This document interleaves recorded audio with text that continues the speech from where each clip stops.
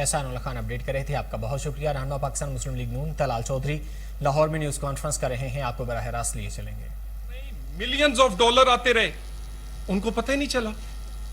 एक अकाउंट नहीं था, 13 अकाउंट्स थे जो आपने छुपाए हैं। 1000-2000 रुपया नहीं था, क्योंकि आप लाडले थे ना। आपके लिए तो मिलियन डॉलर्स आते रहे और अदारे सोते रहे। नवाज शरीफ होता तो बेटे से तनख्वाह नहीं ली थी, चंद हजार, और ताहयार नाअहल हो गया था।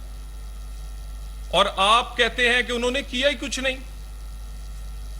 यानी इतने मासूम और सादा थे, और उसके बाद ये अब साबित करने की कोशिश कर रहे हैं कि तमाम इस्राएलिये भी पाकिस्तानी हैं, तमाम भारतीय भी पाकिस्तानी हैं। वो रमीता सेठी जिससे पैसे लिए हैं, आप देख लीजिएगा ये शाम तक ये इमरान कहेंगे कि वो तो खान साहब की फूफी हैं, बिछड़ गई थी जबकि हमें पाकिस्तान था। वो इसी तरह वो एक सरनाजीत सिंह हैं, ये कहेंगे ये खान साहब के खालू थे, ये इंडियन नहीं थे, ये तो हम भूल गए थे। यानी ये तमाम लोग आज सारे इस्राएलिये भी पाकिस्तानी हो गए हैं और सारे भारतीय भी पाकिस्तानी हो गए हैं, क्योंकि खान साहब की तलाशी में से वो पैसा निकला है। मुझे ये बताइए, ये हुआ क्यों है? नून लीग का नुकसान इतना नहीं हुआ, इस मुल्क का हुआ है। इसी पैसे से सीपैक रुका है, इसी पैसे से इस पाकिस्तान में इस तरह। रहनुमा पाकिस्तान मुस्लिम लीग नून तलाल चौधरी लाहौर में न्यूज कॉन्फ्रेंस कर रहे हैं। यहां वक्त हुआ एक शॉर्ट ब्रेक का, हमारे साथ रहिए।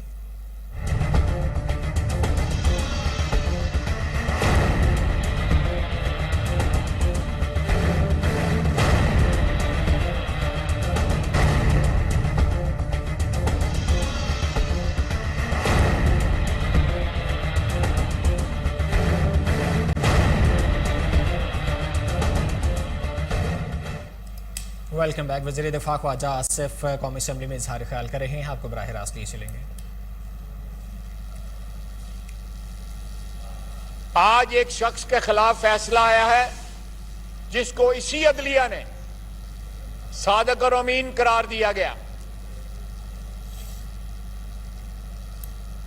और आज उसके खिलाफ जो है एक फॉरेन फंडेड एजेंट होने की जो है तमाम तर शवाहिद जो है, तमाम तर एविडेंस जो है, वो इस फैसले में जो आज इलेक्शन कमीशन ने दिया है उसमें मौजूद है। ये फॉरेन फंडेड एजेंट जो है, इसने हमारी मईशत तबाह की 4 साल में, एक बड़ी सोचे समझे मंसूबे के तहत। हमारे अदारे तबाह किए। अदारे उनकी हां में हां मिलाते थे तो अदारों से खुश था। आखिर अदारे जो है कानून और कायदे के दायरे में रह के काम करते हैं या करते थे तो उनको गालियां देता था। किसी को मीर जाफर, किसी को मीर सादिक कहता था, अदालतों को गालियां देता था, इलेक्शन कमीशन को गालियां देता था। मैंने मीडिया में भी यह बात की है और आपको भी इस बात का पता है, बाकी यहां के मेंबरान को भी इस बात का पता है कि मौजूदा इलेक्शन कमिश्नर का नाम जो है पीटीआई ने तजवीज किया था। मैं परवेज खटक साहब का एहतराम करता हूं, मुझे उनके साथ बड़े ताल्लुकात जो है बड़े अजीज हैं। उन्होंने चिट के ऊपर नाम देकर इस इलेक्शन कमिश्नर का जो है जनाब राजा सुल्तान सिकंदर साहब का नाम दिया कि भाई हमारा जो है इत्तफाक जो है वो बाबर हयात के ऊपर, या जो भी उनका नाम था, जो गुजरांवाले से जिनका तल्लक था, ब्यूरोक्रेट, हमें इख्तिलाफ था बाबर याकूब कि 2018 के इलेक्शन में जो धांधली में उनका नाम सरे फहरिस्त था, उसकी वजह से हमें वो काबिल कबूल नहीं थे। उनका मुतबादल जो है पीटीआई ने नाम जो है मौजूदा ऑनरेबल इलेक्शन कमीशन साहब का उन्होंने नाम तजवीज किया, जिसको हमने इंडोर्स किया। आज जो है अगर आप रिकॉर्ड में देखें तो इमरान खान की एक प्रेस टॉक है जिसमें उन्होंने पिछले इलेक्शन कमिश्नर को उनसे गिला किया और उनको क्रिटिसाइज किया और उन्होंने कहा जी कि 5 साल में इन्होंने जो है हमें टारगेट बनाई रखा। और नया इलेक्शन कमीशन जो आए हैं वो बड़े अच्छे हैं, बड़े ठीक हैं।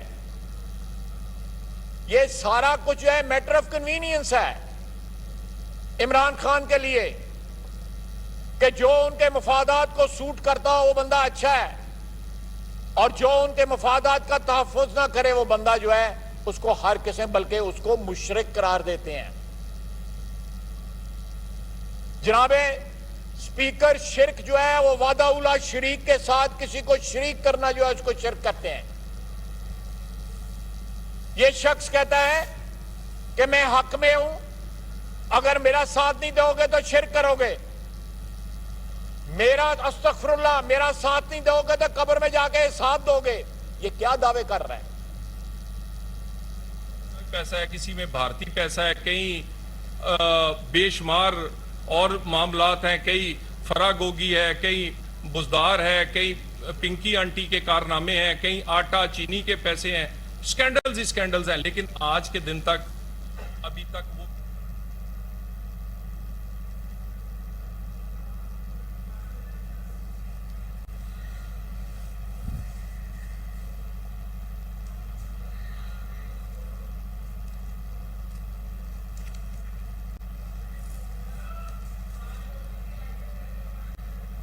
रहे और अदारे सोए रहे, किसी को पता ही नहीं चला, इतनी बड़ी मुदाखलत होती रही। अच्छा, आपने कहा कि सी बैंक भी जो था इमरान खान की कंप्लेन करवाया गया, वो तो फोर्स टेंडर है, तो क्या फोर्स उसको रोकने देती? दूसरा ये बताइए कि हमजा